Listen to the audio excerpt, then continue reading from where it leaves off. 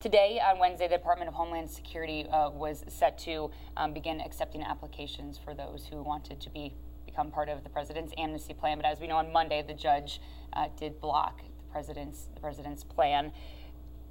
How does this judge's decision play into the larger immigration policy? Well, I think it's a significant decision that the judge made, Judge Andrew Hannon, in South Texas in federal court, when he said essentially this, that the president's actions are unconstitutional, which is the argument I made when we first began the litigation on this back in the summer of 2011. And he has enjoined or stopped the president from moving forward with this until such time as there's a final decision. And so I think it's a significant case. I don't know that I could call it a landmark case at this point, but it sends a very strong message that, Mr. President, stop violating this Constitution, stop pushing a lawless action. Congress has acted. We have established these immigration laws, and they go back a good number of years, 20 years. There was a big overhaul of immigration law. The president's job is to take care that the laws be faithfully executed, not to decide which ones will be enforced and which ones won't, or to make up laws on his own. He stood in Chicago, and after he announced this November 20th executive amnesty edict, and he said to the people there, "I changed the law." Well, that's pretty much a confession that he violated the Constitution, because he has no authority to make law or change law. So what this says now is that because we've shut off the funding to the president's lawless executive amnesty, and the House and sent the appropriation bill over to the Senate that funds all of our Department of Homeland Security functions except his lawless functions, and the Senate is there at an impasse because Democrats are filibustering it. Well, now I think they have to look at Judge Hannon's decision and realize that they're protecting an unconstitutional lawless act by the president. Force the vote, and let's see if they can hold on this. We've got a better chance of succeeding now, substantially. Well, if that bill doesn't go through, DHS isn't funded at, I believe it's the end of the month that they haven't, until they make that decision. So what happens if no compromise is reached by the end of the month? Are the Republicans willing to make any kind of moves, any compromises? Well, what I have advised them is this, that go find 217 Republicans that will take a blood oath to blink after I do. Then we know how this will come out in the end, because I will not blink. So if we get to the end where Democrats continue to filibuster, it's very clear now they're filibustering to protect the president's wish to be able to violate the Constitution. And I think it's a different vote for them after the funding runs out. So February 28th would be the first day without the funding. I think Senate Democrats will be confronted with the reality of what they are actually doing, and the public will know. It'll bring more focus on it. So what happens, though, if we run out of funding and there's not a new appropriation on that? It would be the essential services of the Department of Homeland Security would continue. Those essential services have already been established, and actually established by the president, and that includes the Border Patrol, Custom Border Protection, and ICE. So we still would have border security.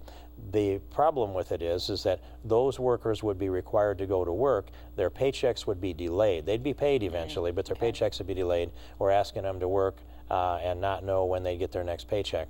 And by the way, these lawless, unconstitutional permits that the president is issuing to illegal aliens, they would continue on at the same pace, and with the exception of the people that do that would be paid on time, because it's fee-for-service basis. And I haven't looked to see if this order will continue to stop the issuing of those permits. I've got to read down through that decision more carefully than I have at this point. Chuck Schumer said, a Democrat from New York, said that you're holding DHS for ransom. Is that how do you feel like that? He probably used my name, I'm going to guess, because he's a great admirer of me, you might know. And I say that a little bit facetiously. We're not holding DHS for ransom. If that's here's the other side of that. President Obama and people like Chuck Schumer are holding the Constitution up and demanding that the president be allowed to violate it at will. and it's just twisting the language back around the other way. We have an obligation to defend the Constitution. Every one of us takes an oath to support and defend the Constitution of the United States. The President takes an oath to protect and defend, to protect and defend the Constitution of the United States, and to take care that the laws be faithfully executed. When he is defiant of his own oath of office, when he takes a position that he's taken an oath, but he's no longer going to abide by that oath, we are, as members of Congress, House and Senate, ever more compelled to keep our oath. And we should use the tools that are in the Constitution, and the most effective and actually the most reasonable one to use is the power of the purse, which was written about in the Federalist Papers long ago, to be able to shut off the funding to implement or enforce the President's lawless actions. Do you think this is going to continue to play out back and forth in the courts? Could it drag out to 2016? Will this president maybe not even have to deal with immigration? Well, if it drags out till 2016 and they're prohibited from implementing this lawless act, I guess that would be fine with me. I'm expecting that America is going to elect a president of the United States who will mean it when he takes his oath of office, and one who will set about restoring the rule of law in this country. It may drag out that long. When we began this lawsuit back in 2011, the midsummer of 2011, I'm going to guess the initial date was in late July. I called together, when this happened, when he issued the first Morton memos, I called together the best constitutional lawyers I could find. At the head of the table was a former Attorney General for Ronald Reagan, Ed Meese III. And he got so engaged in the meeting that he just took over part of it and began to run my meeting for me, which was actually fine because he's really good at it. And out of that came a lawsuit, Crane versus Napolitano. And that's the case of the ICE agents suing Janet Napolitano, the Secretary of Homeland Security at the time. So we've been litigating this thing throughout that whole period of time, and we have an appeal that comes up now, and we should be getting a decision in a few weeks. You might see a double whammy come if we're successful on our end of this thing on the Morton memos and the original DACA. Then it's possible that we could see all of the president's lawlessness with regard to immigration shut off by 2 court decisions, and see the president, as he said, will appeal this and probably push this thing all the way to the Supreme Court. So it gets a little exciting when you're in the middle of something like this, but when you take an oath, you have to mean it. And the president has defined his oath at least 22 times to say he can't do what he has subsequently done. And so I don't think it's the argument about whether he's violated the Constitution or the rule of law. He knows it. He told us he couldn't. Then he went forward and did it anyway because he believed that he could get away with it politically. I want to ask you about some new legislation that you introduced recently. The New IDEA Act would hike taxes on those businesses that hire illegal immigrants. Illegal Deduction Elimination Act. Are we seeing a little bit of a softer side of Steve King when it comes to immigration? I mean, we're not necessarily pushing these workers out, but we're actually, the consequences would go more on the business side of things. Mm-hmm. Are we seeing a softer side of you? Well, I have a fairly clear, I think, understanding of this Constitution and what our obligations are. But also, I see an administration that lacks the will to enforce the law. And they seem to want to open up the borders, flood America with people who are illegal, grant them a path to citizenship, expand the dependency class in America, get them into the voting booths to vote, and they think they can move the political center of America significantly to the left, which advantages them politically. I don't think anybody thinks that if the newly arriving illegal aliens that he's granting this quasi-legality to, that they're going to come out to be Republicans voting in the polls. If they were, the president wouldn't be pushing this. This is about political power. And so I look and I think who enforces the law and who seems to like to do it and who has respect, what agency do our American citizens have respect for? Well, that's the IRS. I saw a poll the other day that said 58% of Americans would rather have a root canal than be audited by the IRS. I just had one a couple days ago, and I agree with that 58%. So I thought, what can I put together to use the IRS to enforce immigration law, because they are respected, in some cases feared. So I put this bill together. This is an idea that I generated out of myself. It didn't come from outside. And what it does is it clarifies that wages and benefits paid to illegals are not deductible for federal income tax purposes. And we all know that on your Schedule C, you have to be able to write off the cost of labor from your gross receipts. That's one of the things that gets you down to your net income that you pay the taxes on. And so if we clarify that those wages are not deductible if they're paid to someone who is illegal or can't lawfully work in America, we give the employer safe harbor if they use E-Verify, the internet-based program that verifies whether they can legally work in America. So the employer is covered by E-Verify voluntarily. He doesn't have to use it. But if the IRS comes in and does a normal audit, it doesn't accelerate the audits, it's just in the normal course of the audits that they do, they would run the Social Security numbers and identifying information of each employee through E-Verify. And if E-Verify kicked them out and said, can't verify that they're legal to work here, there still would be, I believe in the bill we have 72 hours to cure that. So there's an opportunity to fix a potential flaw maybe in the database, which is really good, by the way. But other than that, the IRS could say, sorry, that $10 an hour that you deducted for your illegal employee, that $10 an hour is going to go back into the gross receipts. It'll be net income. You will pay taxes on it, you'll pay interest on it, you'll pay penalty on it. That turns your $10 an hour illegal into a $16 an hour illegal, and there's a 6-year statute of limitations on it, so you could accrue 6 years of liability. If the IRS shows up, they can go back 6 years. Well, that has to add after the bill is signed. It accumulates in that way. It doesn't go back instantly. And so employers will make good decisions, and they'll decide, I don't really want to take the risk of the IRS telling me that I don't have a business expense associated with my illegal labor, and they'll start cleaning up their workforce. Some will do it right away. Some will do it incrementally. Few would decide that they're going to go ahead and knowingly and willfully be operating in a business that has a model that has illegals working for them. But you're not going to kick the illegal immigrant out? No, they would. It's the employer. He's simply going to be laying people off who are illegally working. That opens up jobs for American citizens, both natural-born and naturalized, and green card holders. So that opens up opportunities, and we have something like 7 million, at least 7 million illegals working in America. This would open up potentially 7 million jobs, and we have 93 million Americans of working age who are simply not in the workforce today. We have plenty of Americans to do this work, and we ought to get them off the couch and into the production lines of this country. We get a twofer when that happens. We get people off of welfare, and they become contributors to our economy and our society, and there's dignity in work. They'll be better people. Has there been support by fellow members in Congress? There has, and I've had as many as 66 co-sponsors on it, which is pretty good. I'm working now to get it referred to the Judiciary Committee exclusively. I sit on the Judiciary Committee. It becomes Judiciary Ways and Means. It's harder to get something like that through Ways and Means. Judiciary Committee, I can work in that circle of people that I work with every day. And I'm hopeful that we get a hearing and a markup on this, and we're poised to pass a bill like this out of the House, hopefully in this Congress. Okay, something to watch for. I want to talk about Obamacare. Earlier this month, the House voted to repeal Obamacare. Not the first time this has happened. Why try this again? Do you think that the vote will really matter, or is it just for show? Every time you can advance an agenda and get it closer and closer to the president's desk, it has more momentum. And if you're going to kill something, you want to do it as early in the process as possible. It takes a lot less ammunition to kill an idea than it does a bill, and a lot less ammunition to kill a bill before it starts to move than when after it starts to move.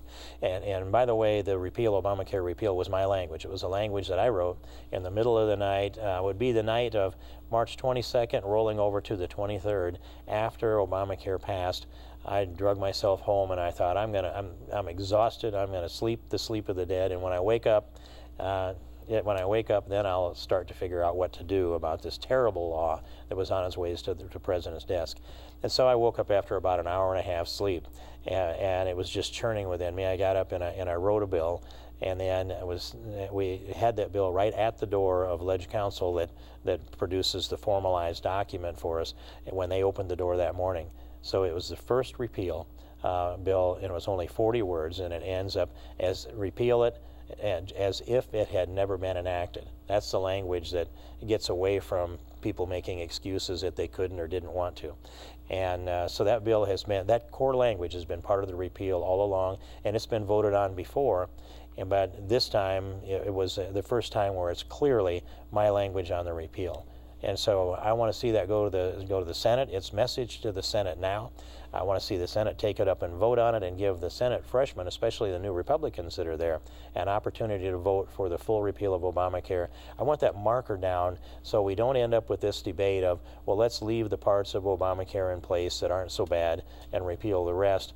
I want to start fresh.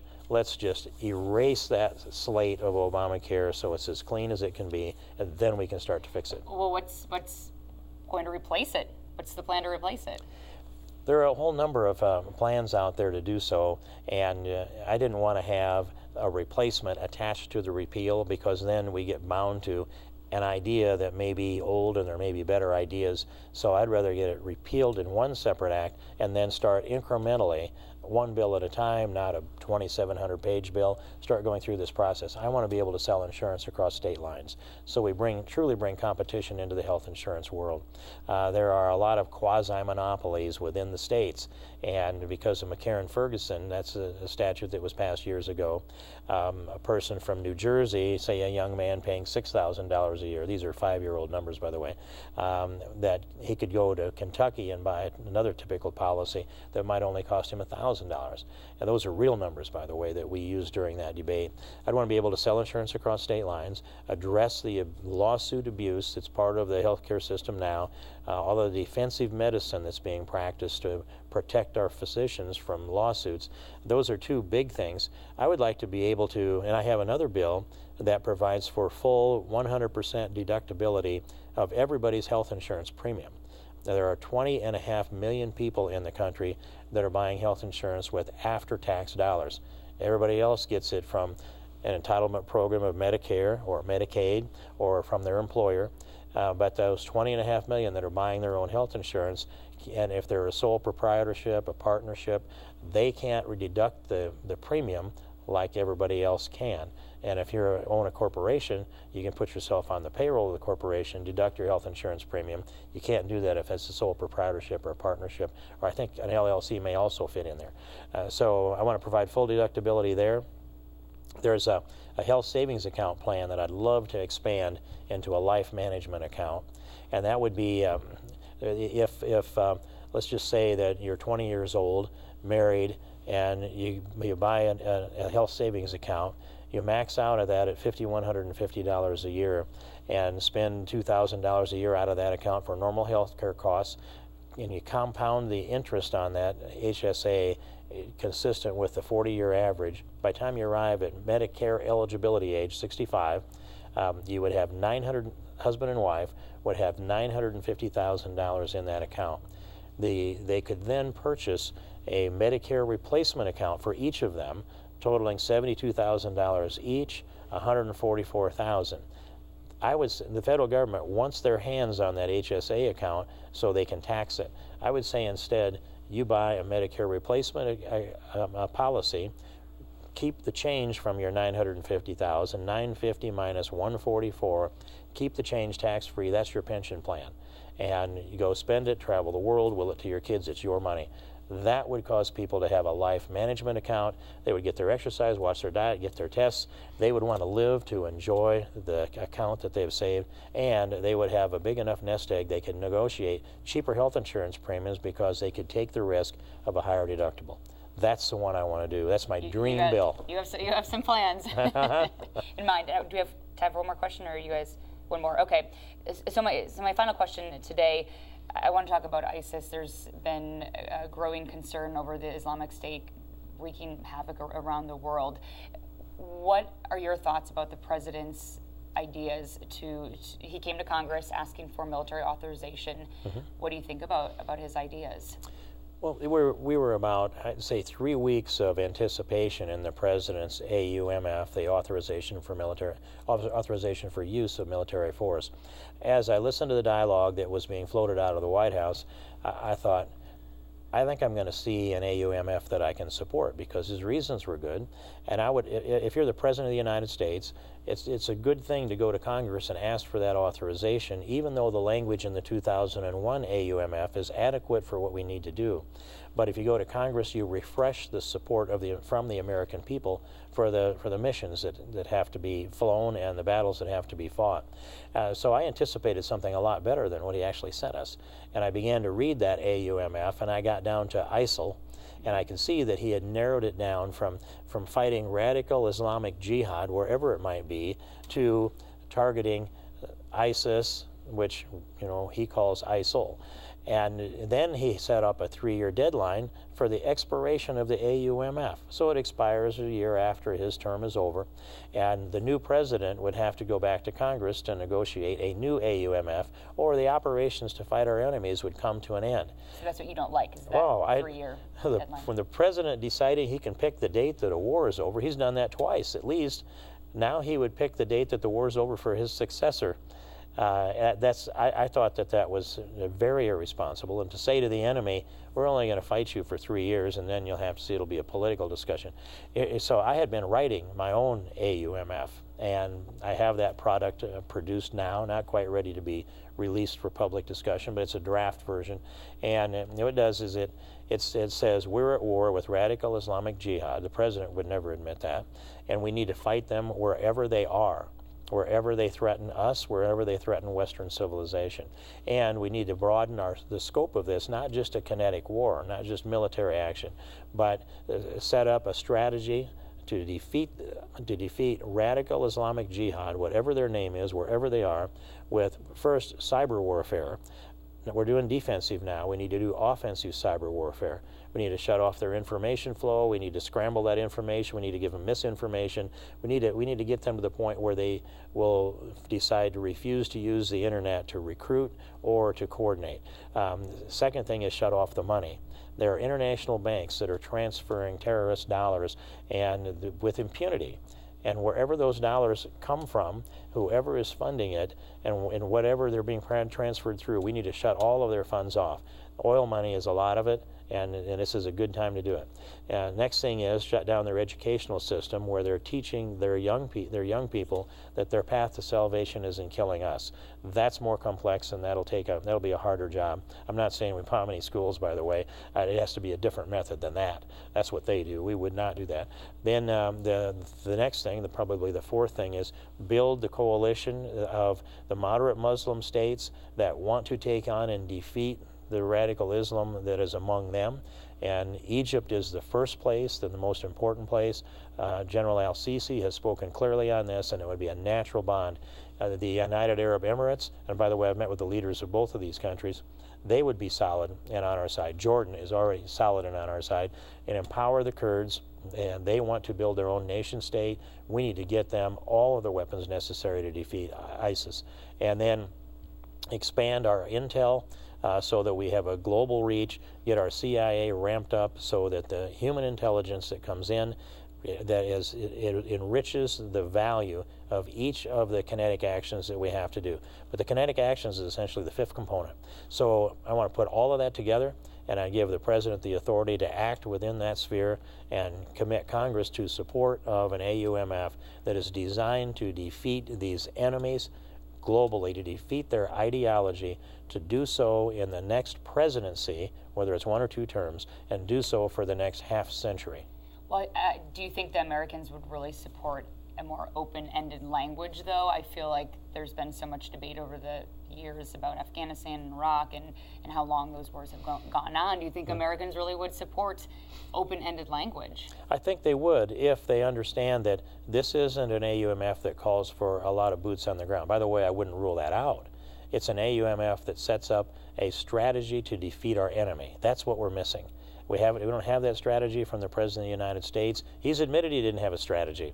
But this is a strategy, and it's a solid, a coherent strategy that can bring about the kind of victory that puts an end to this I'll say, within most of our lifetimes. And if you look back historically, we've had big battles with radical Islam that go clear back to 732 AD, when Charles Martel met the radical Islamists in the city of Tours in France. And they suffered a big defeat, and then Charles Martel won a big victory. Then his grandson Charlemagne had to go out and fight him again, and the president announced crusades and said the brutalities were the cause apparently of Christians. I disagree. That was a defensive action that was taken during the Crusades.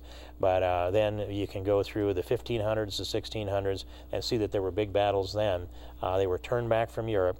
And sometimes when there was a big battle, that shut that off for a century or more.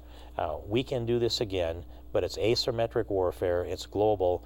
They have different tools today than they had then, and we have a lot more tools today than we had then. We need to utilize them, and I think this strategy will cause people to get behind it. In the Midwest especially, there will be some people out on the East Coast and the West Coast that won't be very enthusiastic. Well, we shall see. All right, Congressman King, thanks so much for joining us as always. Thank you very much. I've enjoyed it a lot. Thank you.